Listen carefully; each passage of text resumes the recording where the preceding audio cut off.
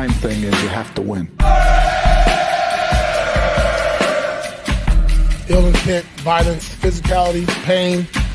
Enough is enough.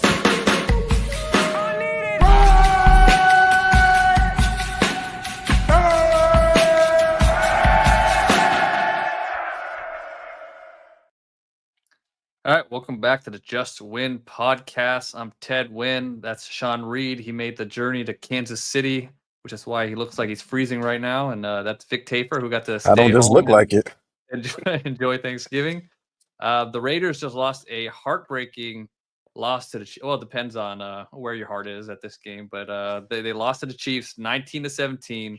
Had a chance to win this game. They were 13-point underdogs coming into this game. They were down big at halftime, but they came back. They had a shot to win this game. They got the ball down to the 32-yard line? 32-yard line. Had a chance to win, and then shenanigans happens, and we'll break that all down. It's very complicated, a lot of moving parts. Let's talk about it. Yeah. So, essentially what happened, the Raiders were trying to drain some more clock, kind of in an unconventional way. They called a play just to basically have O'Connell drop back and throw the ball out of the sideline to burn 4 or 5 seconds off the clock. The Chiefs did still have some timeouts left, so in theory, even if they went ahead by 1 point with the field goal, the Chiefs could have gotten field goal range and kicked the game winner to win it, and so they wanted to try to prevent that from happening.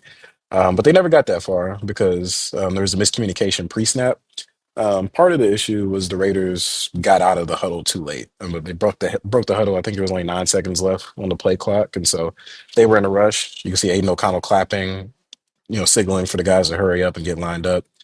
He looks to his right while still clapping to make sure that Trey Tucker was lined up right. He stopped clapping, and then he looked to the left to see if Jacoby Myers was lined up. While he was looking to the left, Jackson Powers Johnson just snaps the ball. Um, After the game, they both kind of took the blame for it. O'Connell said it was on him because he was clapping when he shouldn't have been. The truth was he stopped clapping about 2 full seconds before the snap. So there was a nice period where he stopped. Powers Johnson just took all the blame. He said it was on him. But something went overlooked is the right guard Dylan Parham taps Powers Johnson right before he snaps the ball, and then that's where you see Powers Johnson snap it back to O'Connell, and he's not looking at it, so it bounces off his arm, bounces off of DJ Glaze's leg, and goes right into the arms of Nick Bolton, and that's all she wrote. But the truth is, blame on 3 guys, I guess, if you want to say. O'Connell he was clapping for quite some time. Like, I think guys got the message, like, you need to hurry up and get lined up, so he probably didn't need to clap as long as he did. Dylan Parham obviously thought it was time to snap the ball. They had like 4 seconds left on the play clock, so they didn't really have to snap it right then and there. And then obviously Powers Johnson for snapping the ball when he wasn't ready. And so it was a series of mistakes that led to that fumble that pretty much ended the game. All the Chiefs had to do was kneel it out by then. And I know there's some controversy about, the penalty that was called on the play. The referee initially signaled false start penalty, but after they huddled together, they made it an illegal shift. The reasoning, me and Vic both reached out to the NFL, and one of their executives, Michael Signora, responded to us, and he said, had the clock been running at the snap, then by rule, an illegal shift would convert to a false start. But since the clock was stopped, because the Raiders had just spiked the ball, an illegal shift is a live ball foul, and that's why the fumble occurred. And the reason why it was an illegal shift is a false start is when you get set, you get lined up, and you move before the ball is snapped. The legal shift is when you're not even set when the ball is snapped. And obviously he's still talking to Tucker, he's still talking to Myers because they weren't lined up correctly. And you can see the tight end on the left side is like waving and telling the guy to get lined up as Powers Johnson is snapping the ball. That's an illegal shift by rule.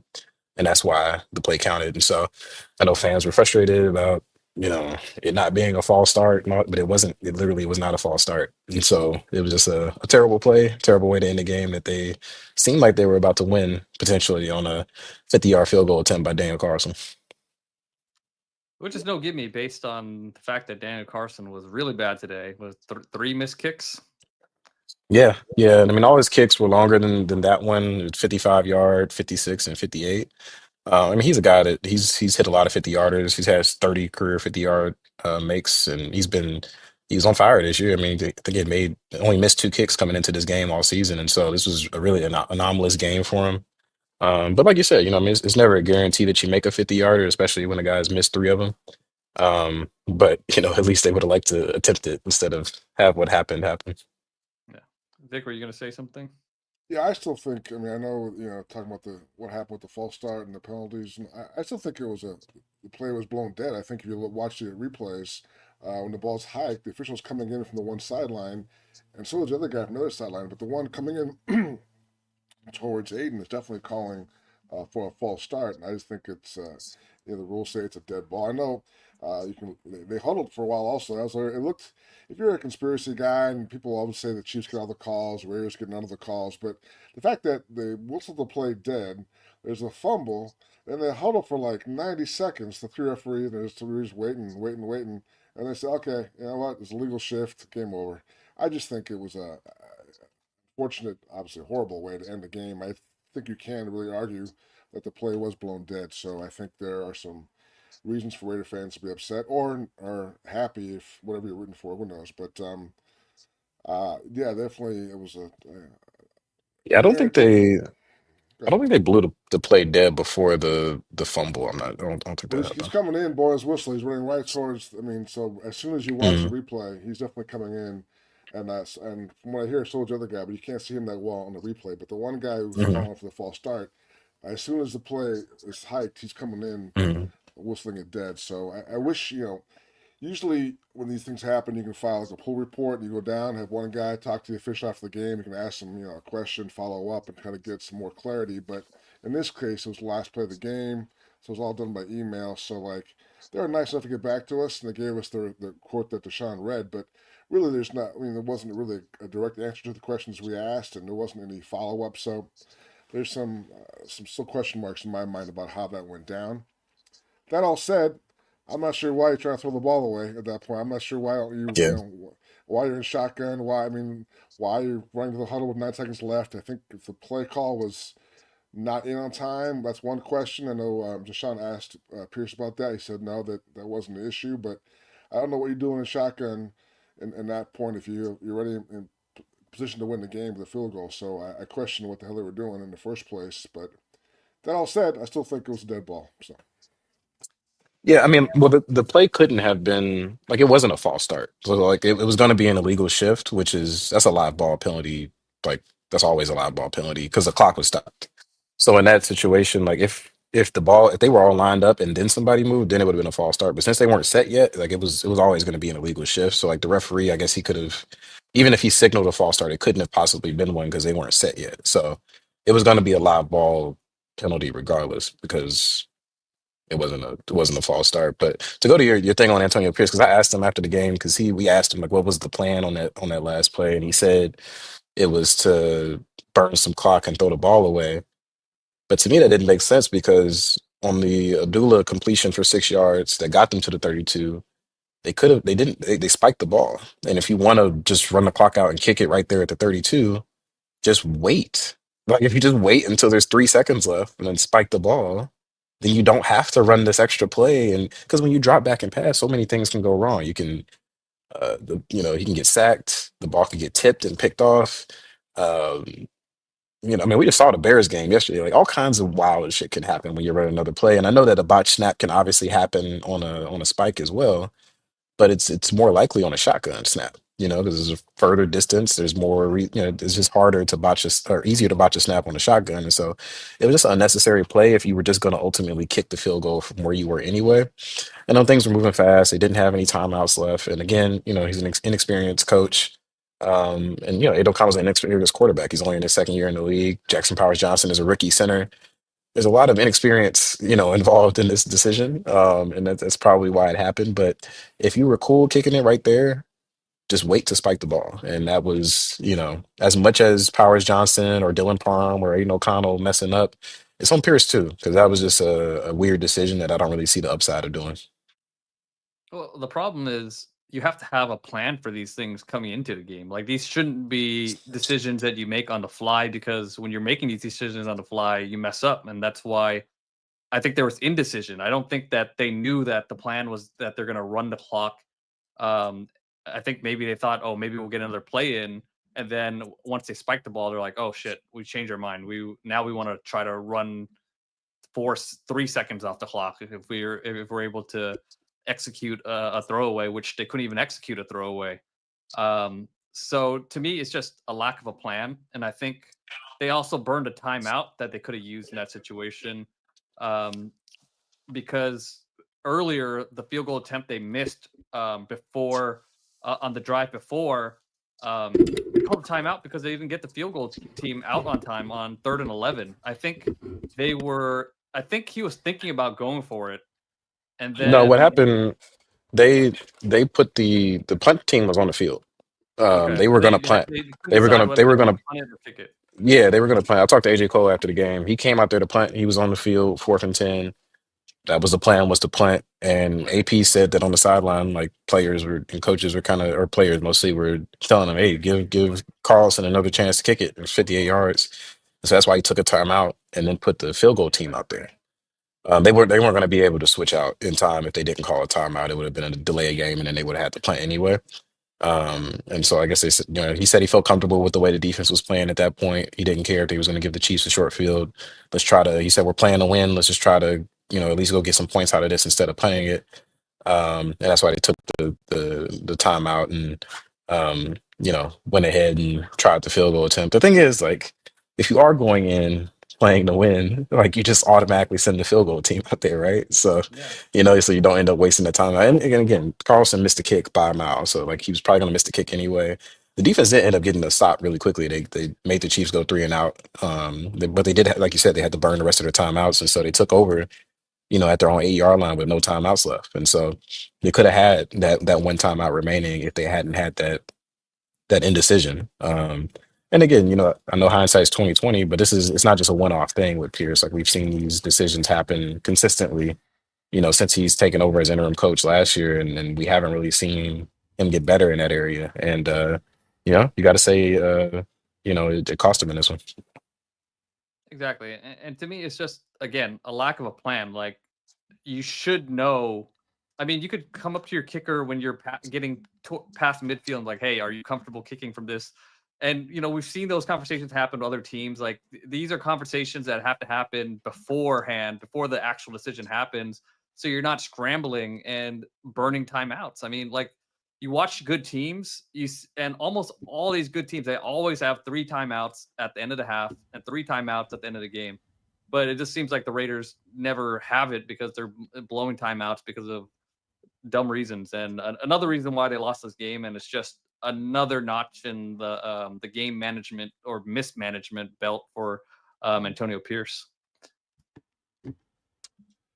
Yeah, I think it's a shame because they definitely played well enough to win. Definitely, they came in motivated. They came in, they gave the Chiefs all they wanted as far as the pass rush. And O'Connell made some nice passes late. Brock Bowers was the stud that he's been, even more so than he's been all year. So clearly a game they could have won and really stamped that, hey, not only do the players want, Pierce back, but here's another example of what we can do if we're all on the same page. And clearly they made, some mistakes, which derailed that effort, but they almost had it. They would have been maybe the second year in a row where they win a game at KC and it gets Antonio the job for the following year. But now they're 2-10, and we'll see where it goes from here. But clearly, it's a tough loss for this team and also for Antonio.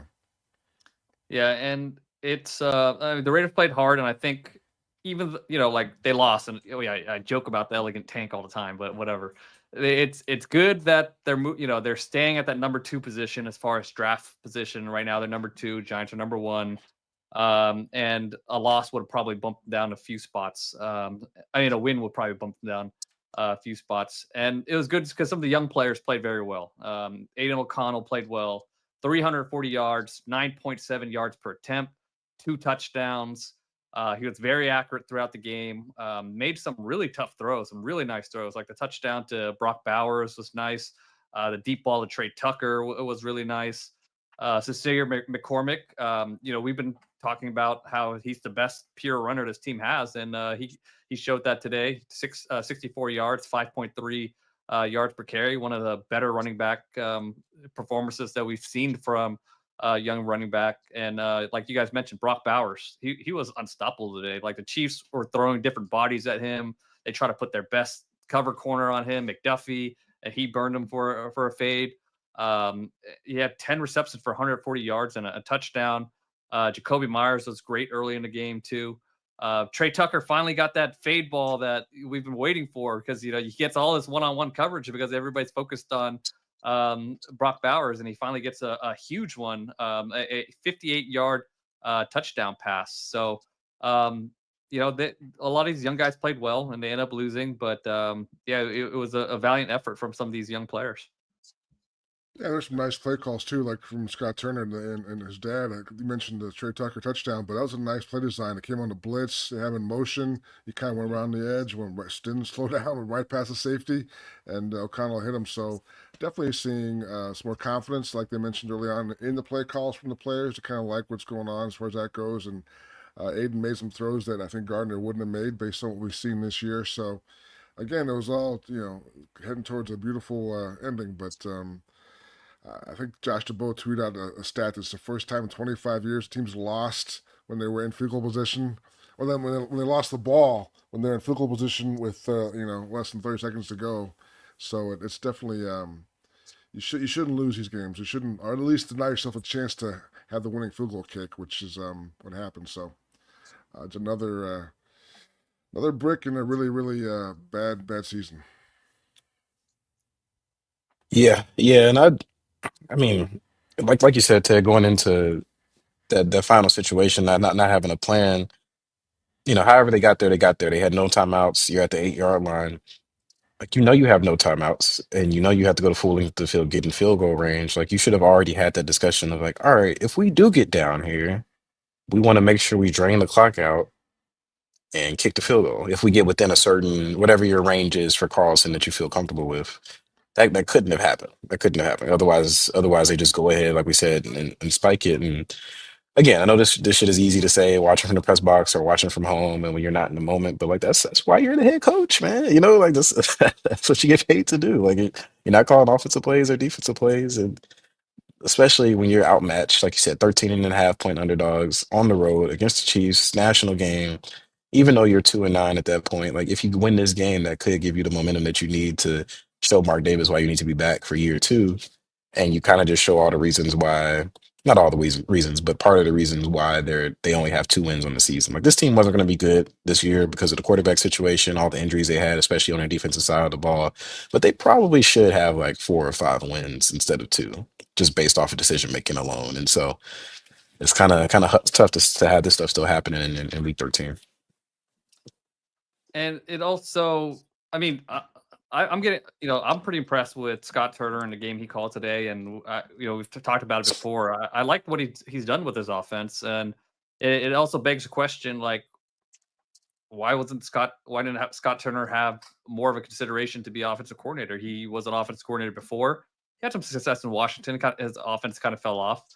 But after, the whole Kingsbury situation, why didn't Scott Turner get a bit more of a look at offensive coordinator? And I think very clearly now that Aidan O'Connell should have been a starter in the beginning of the season. I mean, he was much better than Gardner Minshew ever was this entire season, this game.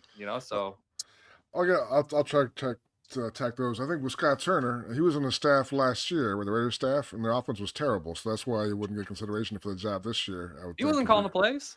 Still on the staff. He still had, I'm sure he had a voice. I don't know if you earn a shot. You're right. Maybe in hindsight's 2020, but I don't know if you're putting a list together. You're like, hey, what about this guy who was on our staff last year when we were terrible? I don't know if that's a guy who makes your list when you make a list. And as far as O'Connell, they wanted him to win a job at training camp, and he didn't. They tried, and he was not good in training camp. So, and Gardner Minshew, based on his experience and his mobility, which you saw with Aidan today, he's not mobile. Well, that's who he is. That's fine. He definitely has a better arm than Gardner does. But that's why, hindsight's great, but at training camp, they wanted O'Connell to win his job, and he couldn't do it. So that's kind of why they where they were at. Let's play devil's advocate though. Like I think we both said, because we were at every training camp practice and we Yeah. all watched the preseason games. I don't think Minshew was clearly better than O'Connell. Like I just didn't think like for a guy that's an incumbent starter, I think coming in as a new guy, you gotta like clearly be better to start over him. And I just didn't see it. Like Minshew didn't look good to me. Like at any point, like not in the preseason, not in the training camp practices. I just didn't. He always looked more volatile, had more turnovers, in my opinion. Like I'm not saying O'Connell looked great, and I know he had a great game today, but earlier this season he played, and he didn't look great. So it's not like he was going to be a sensational quarterback this season if he started from week one. But I do think, like, given he was the incoming guy, he clearly had more of a feel with the locker room since he was on the team last year and was part of that movement with guys like Devontae Adams, even though he's long gone and probably would have been gone anyway. I think they probably should have started O'Connell in week one. But, you know, again, with all the defensive injuries and all that stuff, like this wasn't going to be the season they wanted it to be, really, no matter what, when it comes to the quarterback decision or AP's game management. So I don't want to act like they'd suddenly be in the playoff hunt if they started O'Connell from week one. But I do think the offense would have been better. And on the Scott Turner front, I mean, I know that the Raiders' offense was bad last year, but so was the Bears' offense. And Oh yeah, that well, clearly sure. didn't stop them from hiring Luke Getsy. So No, I mean they made the yeah, choice. They thought Getsy was less to blame than Justin Fields. Clearly that was incorrect. And then going back to training camp, like you said, like you have to beat out the guy, right? But in the same sense, you can say O'Connell knew the offense from last year. He knew everybody. He knew everything. He had the knowledge coming in from all the teammate stuff. So he should have had a better camp than Minshew. And again, it's all hindsight. Obviously, Minshew had a terrible year. He was much worse than he'd ever been before in his career. I'm not sure why, but he was. So clearly now at this point we can say that Aidan O'Connell is the better quarterback. And if they could have figured it out back then, they probably would have more wins right now if he had been the guy all year long. Yeah, well, the past. Can't change it now. But um, let's look into the future. Isn't it Let, all let us part of take away. your elegant tank? That's all part of the elegant tank, right? That was the yeah, first that chapter of was the it. elegant Yeah. tank. They all were playing. It's all planned ahead. Yes, exactly. I mean, but I wasn't gonna start no elegant tank talk in week one. I have more class than that. I wouldn't do that. Do you? You Yeah, have well, more you class than do. that. I'm not sure if that's true, but all right, we'll give it to you. We'll say you do. All right, but let's look into the future. What does this game mean as far as Antonio Pierce's future? I don't think you guys saw, but Albert Breer came on to Amazon Prime and was talking about how a lot of people around the league think AP is going to be a one and done. Um, yeah, I mean, like people have been saying that for like 2 months now, but I think it's feasible. Like I think especially if they lose out the rest of the way, which is possible, or they only finish with, let's say, 3 wins, like you have to take a long and hard look at it, particularly if the decision making doesn't improve, which maybe it does by week 18, but through week 13 it hasn't. And if they do end up with, let's say, the number one overall pick and they have their choice of the available quarterbacks, do you just hit the hard reset from a coaching perspective and hire, you know, whoever the top offensive minded head coach is out there and pair him with a new quarterback and roll it out that way? So I think it's something they'll consider. I don't think it's something that's been decided. That hasn't been my impression. That's not something that I don't think Vic has been Vic's impression. When I talked to Mark Davis at the owners' meetings in Atlanta last month, that didn't seem to be where he was at, and that was fresh off of trading Devontae Adams that day. So he had plenty of reasons to be in a bad mood. But we'll see. I am heading down to Dallas for the owners' meetings in a couple weeks, so we'll see if Mark Davis has a different tone then. But I think it's still to be decided whether or not they bring him back for year two. Yeah, I think a lot of people around the league are kind of maybe projecting because they think Tom Brady will come in and have a big role, but really no one knows when that would be, if it's right away, if it's in 2 years, 3 years, because Tom's still doing broadcasting. So we don't know what his input would be or what he would think would be the best move, if it's Mike Vrabel or whoever. So I think it's people look at the 8 game losing streak like, wow, that coach is dead. But again, today they were pretty close to beating the best team in the league. So I think you look at the reasons why he was hired are still kind of valid. I mean, is a gritty kind of edge to this team. They do play hard for him. I think you can look at the injuries. I know it's an excuse, but it's a valid one. I think also the quarterback thing. I mean, he himself said many times in the offseason, I don't want a band-aid guy. I want a real quarterback, and he didn't get one, and that definitely cost him some wins this year. So I understand the game management stuff. I understand the issues he's had this year. He's said some things which have been kind of curious why you would say that, but I think if you're Mark Davis, you're looking for reasons to keep him and not to dump him at this point. So I still think he might be able to come back if they win some games here. You can't lose out, I don't think. But if you win some games and you show that you have some of the same things that are there while you were hired are still there, I think you can survive this year. Yeah, there's a video The Athletic just put out talking to Kevin Fishbane, the our Bears writer, and he was going through the history of the Bears GM and coaching and quarterback hires and how it never synced up. How one regime picked up a quarterback they didn't want, and then it just happens over and over again. So I mean, I just think if you're going to pick a quarterback, which it looks like they're going to pick, you better be sure that this coach is going to be here in the long run and that he can develop a quarterback. I mean, just my number one thing is if you're going to draft a quarterback, you better have an offensive coordinator because nothing ruins a young quarterback like having a bad system in place or having to switch systems constantly in their career. So that's the thing to me. I mean, again, I'm not saying fire AP. I'm just saying it's something that you better look at. And I think I'd be more on board with keeping him if it wasn't for the game management stuff. But it's like, dude, you don't call offense, you don't call defense. It's literally the only thing you're thinking about or should be thinking about. Like, why is it so bad and not getting better?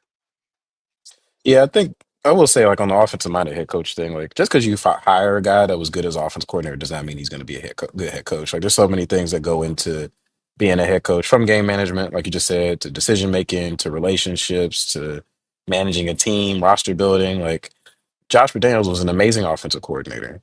He was terrible as a head coach. Like it doesn't guarantee anything. Like I know Ben Johnson's the hot name, the Lions offense coordinator, and the Lions offense has been great, but he might suck as a head coach. Like that's possible. So like none of these things are sure bets, and so it's not just about firing AP and saying, "Oh, we're automatically going to get better because we hire an offensive minded head coach." Like you have to be really sure that there's a guy out there that you believe is an upgrade. I'm not saying there's not, but I don't think it's as simple as a lot of fans kind of make it out to be. You could say Josh McDaniels lost the locker room, and to this point, Antonio Pierce is not. So I think that's definitely in his favor. But it's a bottom line business. The Raiders have to win games, even if you're having a rough year. You got to win games. You should win, and they haven't this year. They've lost a lot of games this year that they could have won. So that's on the coach. So I think he's got 5 games left to kind of make an impression. He said that the other day, like if the players are playing for a spot next year, and so is he. They're all no one knows what this roster looks like next year. No one knows who the coach will be, and I think that's wide open. So he's trying to build a resume starting today, and today he almost got there, but he didn't. So he's going to need some wins down the stretch. And I will say another thing, like just as in a comparison, and I'm not saying like it was completely even situation, like the rosters are different, but like Dan Campbell, like he's a sweetheart now, but his first year they sucked, like 3-13. He was a joke because he was talking about biting kneecaps. The team he was going for it on fourth down, and they wasn't panning out, so everybody thought he was a terrible game manager. And they start the next season. What did they start 2-7 or something like that? Something terrible. And then all of a sudden they go on this run, and now they're a Super Bowl contender. So like I'm not saying that's necessarily gonna happen with the Raiders, but just you know, pulling the leash on these coaches as fast as ever, and there are a lot of justifiable reasons to move on from AP if they do decide to, but I think people just get a little emotional with their thought process sometimes. Yeah, I mean, I think um, things are lining up to move away from him because you have Tom Brady coming in, you're picking a new quarterback, and maybe you do want to just start fresh. So yeah, we'll see what happens. Let's You start mentioned getting. you mentioned the quarterback development thing, but you're high on Scott Turner and Norv Turner. Norv has a long history of developing quarterbacks, so maybe those guys together can be the guys who help develop a young guy next year. So I'm just saying there might be. You mentioned like how come they didn't look at Scott Turner last year, but you can look at Scott Turner now, and Norv Turner as guys who can possibly nurture a young quarterback and get the best out of him. So I think at this point it's wide open. That's why we're going to keep tuning in the games and watching them and see what happens. But and plus this quarterback class is not great. We keep talking about that also. So maybe you don't draft a quarterback in the first round this year. Maybe you wait a year and push the clock back on that whole thing. So who knows? But it's it's a mystery. But I'm sure we will solve at some point soon. Yeah, maybe they pick Travis Hunter. Who knows? Yeah. But all right, let's get into questions. We'll have time to talk more about quarterbacks and potential coaches or whatnot later on. Let's get into some questions. Trip asks and donated $5 to ask. Thank you for that. How would you grade AP's game management today? I think you guys know already what my grade is. How low is it? I want to hear it. I'll give it an F. F. Yeah, you know, I think I'm Anytime right a there. I decision think I'm right costs, there with you, man. yeah. Yeah, I mean, If your coaching decision cost the team a game, you get an F, automatic. Even if you're perfect throughout, if you have a decision that costs the team at the end, you get an F. I'm gonna give him a D because I like the move to pull Cole from the punting situation and put Carlson out there. I think that's him, like the old AP, like a year ago. I think Cole They punched that cost them a ball. timeout. Because it was the No, timeout that they needed. no. But I'm saying they would have punted the ball. So I'm saying he's learned that you can't punt there. So there's growth. That's what I'm saying. All right, D minus. I guess. D minus for the growth on not punting the ball there. Oh man, I'm going F because I think there was because the situation where for that mindset earlier in the game that would have made sense. It was like 6 minutes left in the second quarter. I think it was like fourth and short. It was like some kind of fourth and manageable. That was Daniel Carlson's first missed kick. Where there's like if you're gonna be aggressive, you're playing with house money, whatever, going against the champs, go for it. So I mean, like the fourth and 10 one, like some people say they should have done. Like, all right, that's kind of unreasonable, but like it was clear that he still kind of was in that conservative nature in this game. Like whether it was the 4th and 4, or whether it was putting the punt unit out there first and then calling a timeout and then putting the field goal unit out there first. The last play, wanting to throw the ball away instead of trying to gain a couple extra yards and then spike it. Like I don't know. I still think it was a little bit tight from that standpoint. So yeah, I'm going F.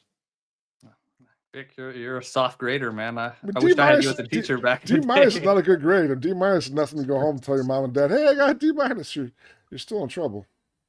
Yeah. By the way, AP, not the worst game management. Well, actually, now he is because Matt Eberflus is the worst game manager in NFL. Cost his team 3 times in the last 5 weeks. Like one time in one season is already bad enough. 3 times in 5 weeks, and he just got fired. All right, let's get to the next question. Why wouldn't Tom Telesco just hire his head coach? Well, he was hired second, but the first part of that is like that initially was Mark Davis's plan going into the offseason was to hire the GM first and consult with them to hire the head coach. It ended up going the other way around because of, as Vic and I wrote about, I guess it was back in January now. Initially things seemed to be angling towards hiring assistant GM Champ Kelly as GM. But they had some reservations that cropped up during the interview process. They were really high on Colts assistant GM Ed Dodds. As we wrote about, there was a little bit of weird shit going on behind the scenes with some people on their hiring panel. Ken Herrock, in addition to being on the Raiders hiring panel, he's also an advisor for Athletes First, which happened to represent, Antonio Pierce and Ed Dodds and a little kind of a weird insider trading kind of situation going on. And after he wrote that article, uh, they had already talked to Tom Telesco, but he came back in for a second interview and they kind of went another direction. But given all that snafu and the hangups with the GM search, that led to them just going ahead and hiring Pierce. Because I think Mark Davis more so wanted sort of a secondary voice to confirm how he was already feeling about hiring Pierce. I don't think they ever were really going to consider somebody else besides him as head coach. Because I mean, you look at the head coach candidates that they interviewed; they only interviewed 2, and I don't want to make accusations, but they were both candidates of color to satisfy the Rooney Rule, and then they went ahead and hired Pierce, and so. I think things just got a little bit more jumbled during the hiring process than they expected, but there really wasn't an opportunity for Tom Telesco to do that because Antonio Pierce was already hired by the time he became GM. So he was going to take over and be like, all right, I'm going to fire the guy you just hired and go hire my own guy. That's not really how it could have played out for him. Yeah, I think Tom's in a very unusual position because he comes in and he was ready to take a year off and just kind of enjoy his family, but he come in and your interview room in the process, there is Antonio Pierce sitting in your interview room, which is that's unusual.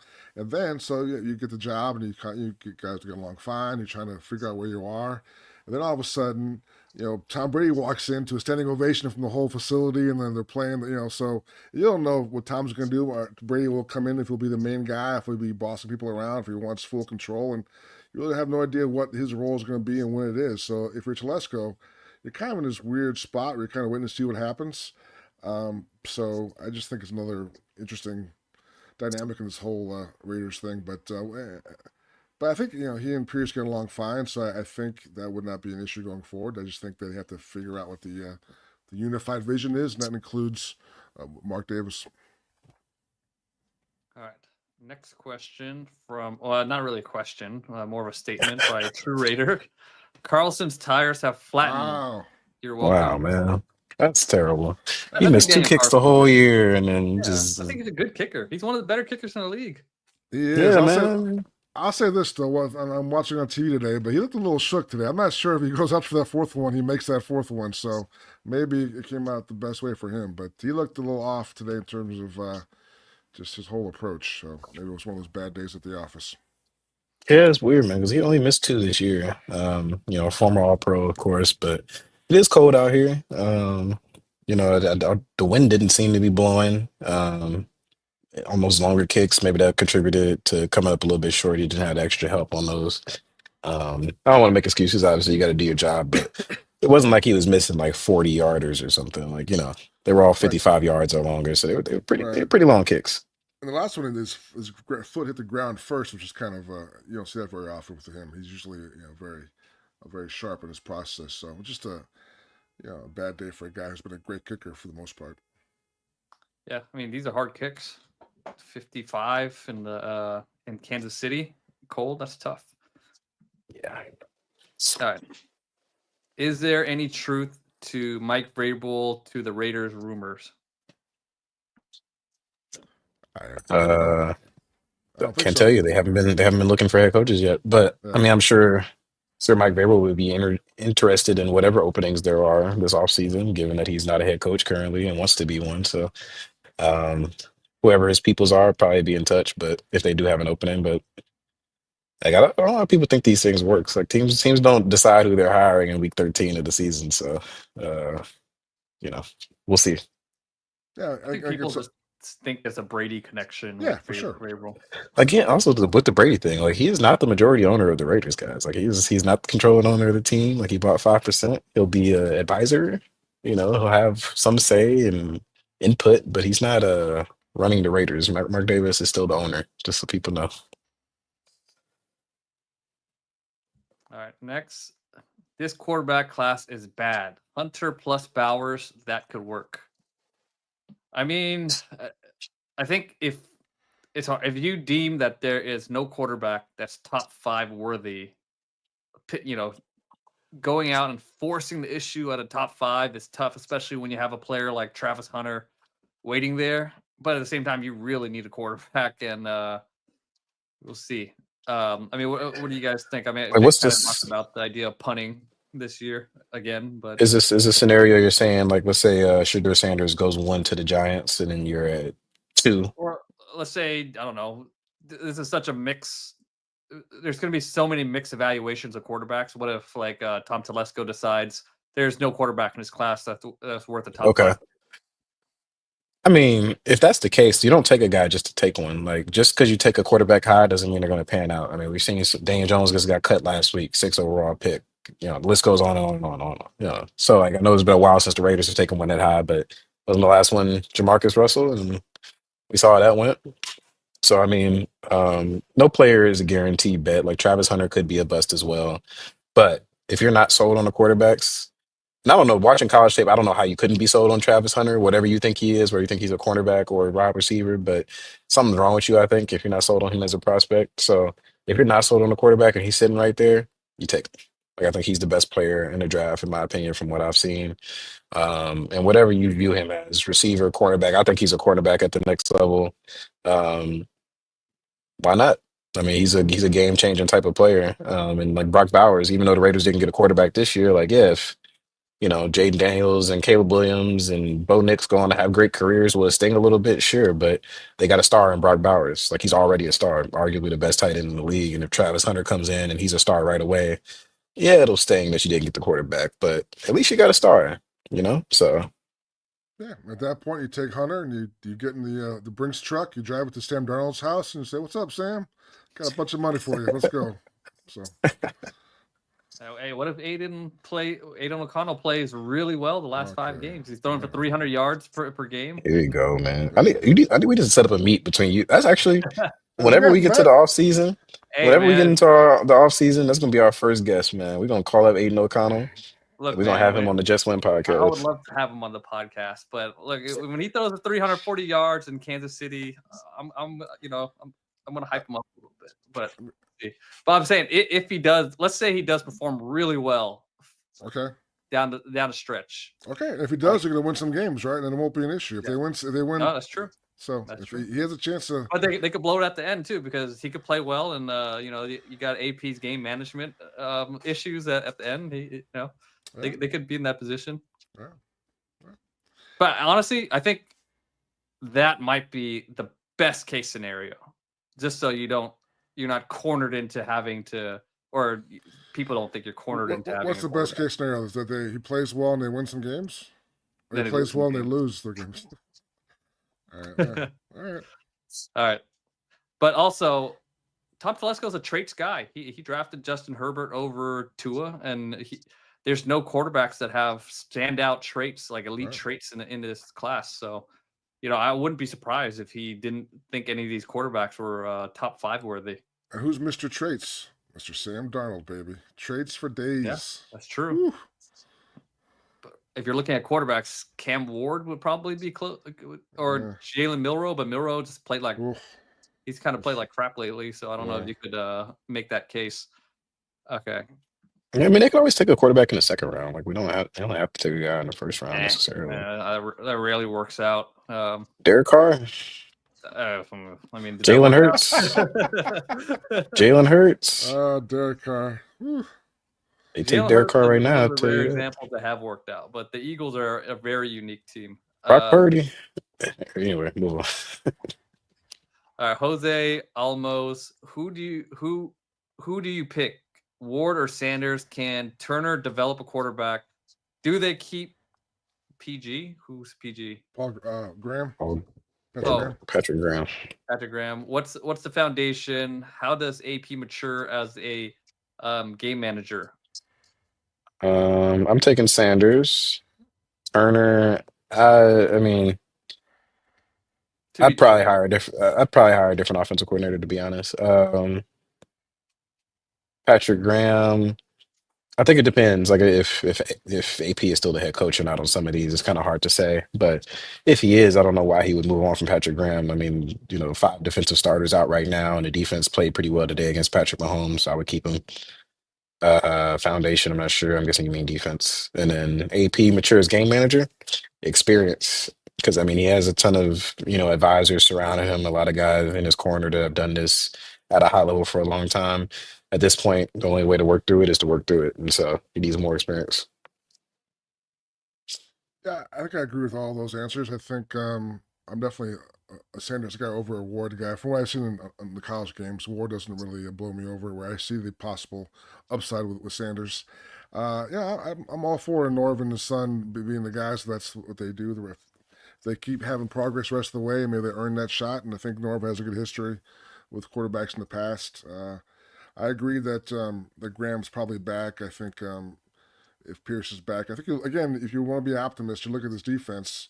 It looked pretty good at training camp. People had high hopes. They've lost a lot of those pieces to injuries, and they're still playing hard. Like today, they played pretty well with a bunch of guys who weren't on the roster. Like Chaisson today had a huge game, and he was on this roster at training camp. So I think they have shown the ability to get the most out of young guys. There's still some tough learning curves with some of the cornerbacks that today we saw, but I think Graham's done a good job this year. So I think if you can get him back, get some of those guys who are hurt back, get some guys who have to be re-signed back, you have the chance to be the defense you thought you would be this year.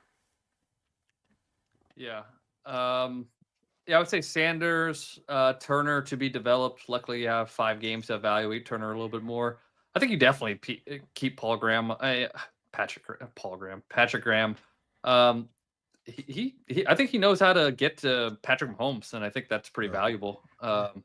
So we thought he wasn't going to blitz much today, but he blitzed Patrick Mahomes, and they did a good job of dropping 8 and mixing it up, and I think it kept them off kilter. What's the foundation? I don't know what the foundation is, but they do have some. They have some good pieces. They have some good young pieces. I thought the offensive line was pretty good today. Chris Jones beat DJ Glaze a couple times, but I mean that's Chris Jones. And how does AP mature as a game manager? I think you get a better game management guy, and you listen to him. You don't even know what's the game manager guy's name. I don't know. I've seen a I think picture. it's Scott. You don't even know who Matt You're right, Sheldon that is, man. It's Matt You don't Sheldon? even know who Matt Sheldon is, man. Come on, I thought it was man. Scott Calling for his Sheldon. job. I mean, he doesn't have to lose his job. Maybe he could be an assistant. I tell you what, if between Antonio Pierce and Matt Sheldon's out of a job. Sorry, Matt. He's been with the Raiders for like 20 years, actually. He's been around for a while. You can do something else then. Maybe you can work on the media guide. Who knows? But if that's a choice, it's going to be Matt Sheldon who takes the fall. Yeah, and you remember? I think you were talking about there was some sort of delay in communication between the game management guy and AP. I think I know why. John Gruden was on. I think he was on one of those Barstool pods, and then he was talking about like, yeah, the analytics guy told me to go for it on a 4th and 1, and it didn't work, and I started cussing, like motherfuck him and all that stuff. I was like, no wonder he's shell shocked. This game management guy is shell shocked. He doesn't want to help out anymore. He's getting yelled at by the head coaches. That's the delay. All right, we'll have to ask him if he's still shell shocked. Matt Sheldon, we're coming to ask you some questions next week. All right, last question. If AP isn't back next year, what do you think the chances are that Telesco is also fired? I saw The Athletic mention him as a GM on a hot seat. Would Mark fully clear house if he fires AP? The beauty of Mark Davis is you never know what he's going to do. He's so reactionary, and he definitely will lean on people's opinions sometimes. And again, so it comes down to Brady. If Brady's going to have an active role right away, that could influence. Maybe you want a clean sweep. But I don't get the impression Tom's in any kind of danger. But I think Mark likes him and what he's done so far. He's done a good job. Yeah, I think so. So I don't think Tom's in any kind of hot seat myself. Yeah, nah, I don't think so. I mean, coming off of him, I would say already nailing that first draft class. The free agency period didn't sign out. Christian Wilkins got hurt after only 5 games. Gardner Minshew was a disaster. They didn't really do anything else. So you can knock him from that, but I think given what he did in the draft, I think he's earned enough to get to year 2, and he's new. Like this is his first year. AP was been around since last year, so you have a bigger sample size to evaluate him off of, and Telesco just has a bigger resume, and so as we talked about earlier, he never really got the chance to hire his own head coach with the Raiders. I know he hired 3 head coaches with the Chargers, and those moves didn't really turn out well. So I'm not saying he's going to be having the final voice in this situation, but giving him a chance to be involved. And if you do make a change with AP, I think Telesco deserves a shot to show what he can do with sort of his own operation, if you want to call it that.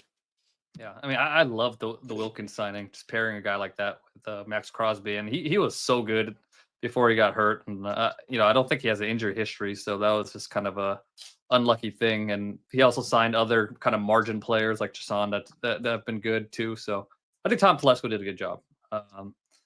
Last question, not really question, but kind of a shout out on the real. You guys are great on The Athletic. No Diddy by True Raiders. So good way to end this pod. But do we pay him? Do we pay him that? for that one? Do we pay him for that one? I think we have to tip him. Yeah, we got to send him our. Yeah. Whoa. Ooh. What? Anyway, nothing. Nothing. That's the end of the show. That's the end of the show. Thanks for coming, man. But I hope you guys had a happy Thanksgiving. I hope all our listeners had a good Thanksgiving. Thanks to you for joining us. I mean, it's been a hard season, but we're chucking on. Yeah. See you guys on next Friday. Yeah. Talk Next to you Friday, guys to be next clear. Friday. All right. Hasta la vista. All right, Joe. All Peace. right, guys.